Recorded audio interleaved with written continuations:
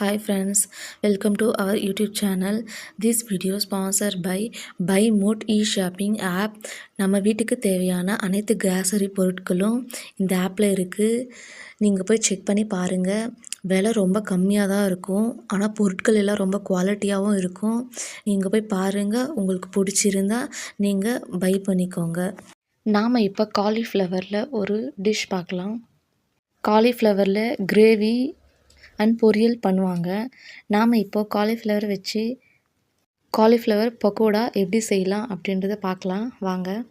நான் அதுக்கு ஒரு பெரிய காலிஃப்ளவர் பூ எடுத்திருக்கேன். அதை சின்ன சின்னதாக கட் பண்ணி அதில் ஹாட் வாட்டர் சேர்த்துக்கலாம். காலிஃப்ளவரை ஹாட் வாட்டரில் கழுவி எடுத்துட்டு நாம் இப்போ அதில் மசாலா சேர்க்கலாம்.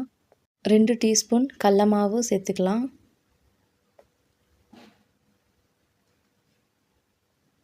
1 ஸ்பூன் கார்ன்ஃப்ளவர் மாவு சேர்த்துக்கலாம். கொஞ்சம் அதிகமாகவே சேர்த்துக்கோங்க கார்ன்ஃப்ளவர் மாவு. அது கூட சின்ன டீஸ்பூனில் மஞ்சள் தூள், 1 டீஸ்பூன் மிளகாய்த்தூள். இந்த மிளகாய்த்தூளில் தனியா பவுடரும் இருக்குது. நீங்கள் தனியாக சில்லி பவுடர் அப்புறம் தனியா பவுடர் கூட ஆட் பண்ணிக்கலாம். நான் இப்போது 2 spoon ginger garlic paste add பண்ணிக்கிறேன்.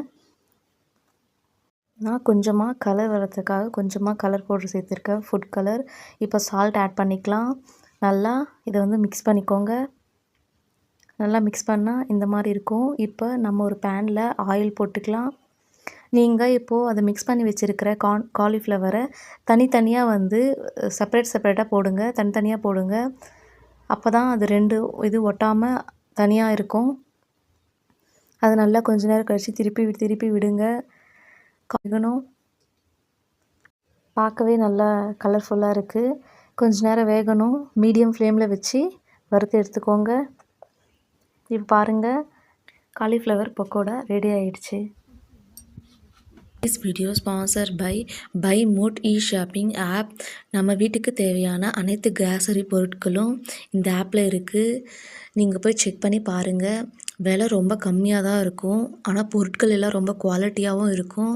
நீங்கள் போய் பாருங்கள். உங்களுக்கு பிடிச்சிருந்தா நீங்கள் பை பண்ணிக்கோங்க.